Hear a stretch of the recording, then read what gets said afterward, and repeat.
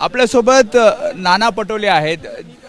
ज्या प्रकारे आज पटोलेजी आज संघाने पत्रकार परिषद घेतली आणि विश्व हिंदू परिषदेने जे आंदोलन केलं त्या संदर्भात त्यांनी भाष्य केलं. त्यांचं म्हणणं होतं की औरंगजेबाचा मुद्दा जो आहे तो संयुक्तिक नाहीये सध्या. उशिरा सुटलेलं शहाणपण आहे.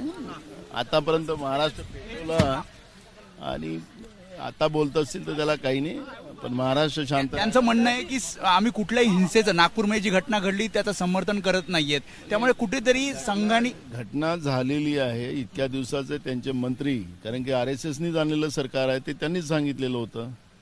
मग RSSनी आणलेले सरकारातले मंत्री या पद्धतीचं धार्मिक तेढ निर्माण करत असताना त्यावेळेस संघाने त्यांना काय काने टोचलेत.